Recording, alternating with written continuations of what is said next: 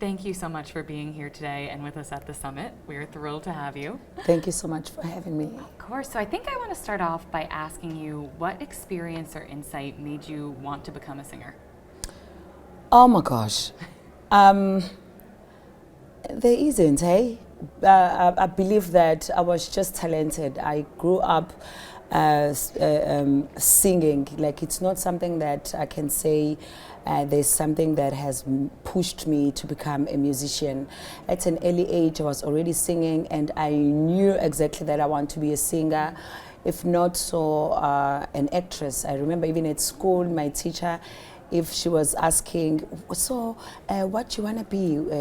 And I would say, I want to study music. And my class would laugh at me and be like, hey, when you don't study music, blah, blah, blah. And all to realize that later on when I was in Joburg, that actually, why they were laughing at me? Because you can study music.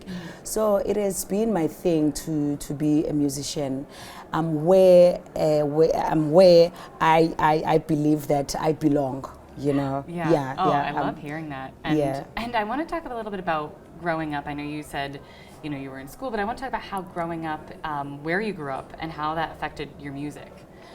I believe it does because, you know, if you listen to my music, it is very... there's so much soul in my music. Maybe if I didn't grow up the way I grew up, maybe I was going to sing without putting soul in my music. And also I grew up at church, so I love God so much. You check my music, every time I'm always talking about God. As much as with my music, you find it at clubs, people love it at clubs, people love it at church. This is the music that you can listen to while you are with your grandmother, you are with your kids, you know, there are no swearing in it.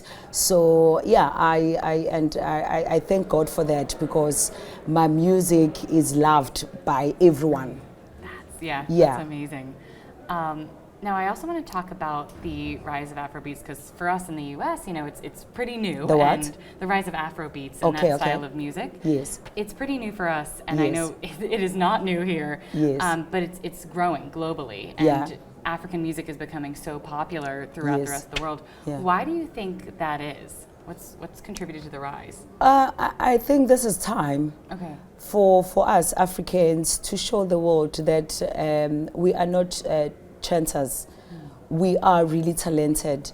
And I did say earlier on my previous interview that thank you so much to social media as well, because it is giving us a chance to spread our music for other people to see what we are all about. Because maybe if it wasn't for social media, maybe our music wasn't going to be able to cross the board. So because sometimes also you find that maybe they are not playing our music in their radio stations, but then because of social media, you find TikTok in South Africa, you find TikTok in America, you find TikTok all over. So that way it is for us, for them to see our music, whether my piano or Afrobeat. That makes a lot of sense. I know social media here is just starting to come out of being just about friends and family, and finally to be about building a brand and becoming a creator or a musician. How has it been for you? Have you been able to find lucrative deals from it, or how have you used social media to build your brand?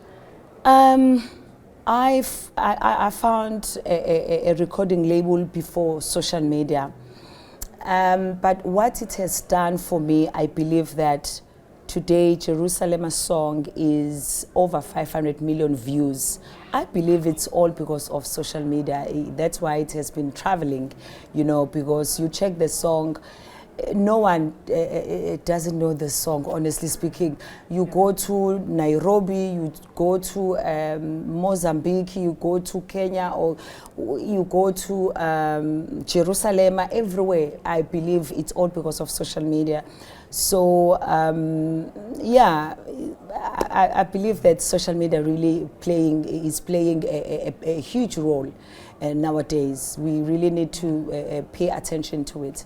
And I want to go back to Jerusalema because that is the hot topic with you right now. What did that song do for your career, and are there any doors that it opened? Oh my gosh. That's why I'm here today. That's why I'm sitting here with you guys, and I've got so much respect for Forbes. And if maybe it wasn't for Jerusalema, maybe I wouldn't be sitting here. I know that after Jerusalema, I did a big song as well that got me a Grammy Award. I've been working hard for myself, but there's so much that this song has done for me. I've traveled the world. I don't know what else, but I've traveled the world. You're here. That's amazing. Yeah. And I want to end with just something and maybe some advice you can give to people. What do you wish you had known about the music industry that you know now? Oh my gosh. You wish you known when you were starting out? You guys, such a difficult question. I know. Oh my gosh. This industry is very tough. You need to have a crocodile skin. So this is something I didn't know earlier. I was thinking that it is just smooth, but now I know that if your eyes are not open, hey, Baba, you'll cry. So you really need to understand that the music industry is business.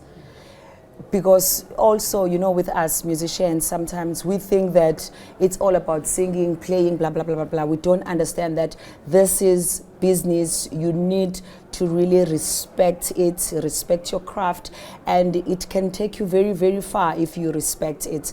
And this is what I'm doing now. You'll never find me maybe being late in my shows or maybe not pitching up. So I understand that I need to respect this. This is business for me. That makes sense. Well, thank you so much. I appreciate it. Thank you so much. Bye-bye.